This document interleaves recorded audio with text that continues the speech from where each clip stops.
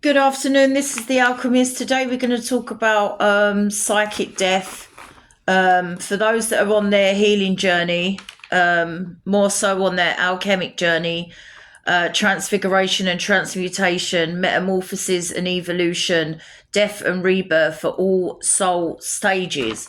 Now, psychic death, which is similar to physical death, except one ends in this dimension, so to speak, as where a psychic death is a transfiguration. So it's part of the essence of what you once were. Either way, both represents rebirth. Now, for those that are healers, they will experience this more often because they process more knowledge. Psychic deaths happen naturally during the process of self-knowledge when you are no longer the person you were when you started, or you've evolved out of a behavior or toxic traits, or you've released yourself from an exoskeletal trauma. This term I will explain in my next video, but these are just some examples. Now, this in turn changes how your emotional reflexes behave, which I've spoke about in earlier videos, so it's best to start from the beginning.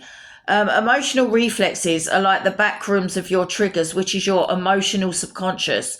So you see all these things are a series of cogs, one affecting the other's operation and function within the psyche. Now, some would say psychic death is like a big emotional purge.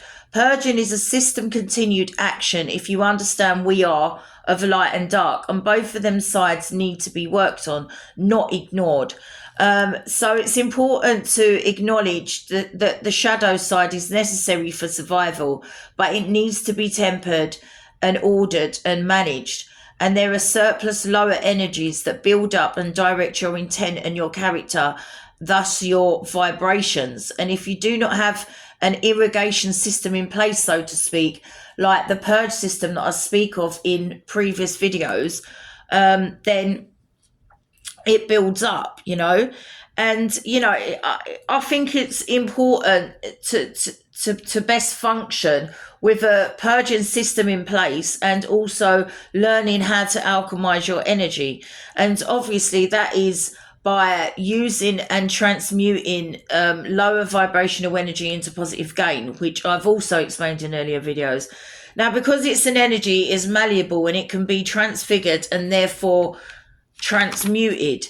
Now, this is what I've been teaching you throughout the videos, how to alchemize your energy, what energy you receive and what energy you generate. Now, we're bombarded with lower vibrational energy all the time, and I've given loads of examples previously in my previous videos. But it's hard to raise yourself out of that frequency, and it's impossible not to generate lower vibration if that's all you receive. And also, if you're not conscious of the vibrations that you're emitting. So it's important to understand why you need to raise your vibration, and you must do that by going on your self-healing journey and learning to alchemize your energy to heal the things within. Now, this is where density applies, which I have covered in previous videos, but I'll do a quick recap. The higher your vibration and energetic frequency, the lower your density, how heavy you are, and the mass you take up. That's what density means. Now, it also means that you're less attached to the frequency and vibration of this dimension, which is emitting at a low frequency. So when it's your time to leave this reality forward stroke dimension, your vibration will be light enough to transcend.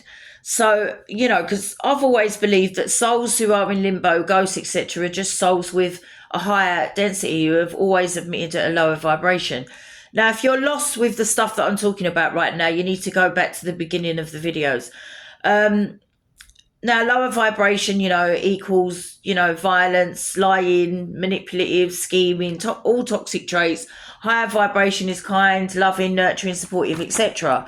Now, this is why it's really important to raise your vibration through your healing journey to get to the point of enlightenment, where there is much more work to do, but you will be all-knowing, which cannot be described, or if described, not believed. I'm going to leave it there for now. Big love to my day ones and my new subs. Give thanks to God for your blessings. Remember to pray over your food and your drink before you drink and eat it. Make sure that you thank God for, your shelter, your protection, your support, everything. Remember, God is not within. God is not out there if God is not within. So big love, and I'll speak to you soon.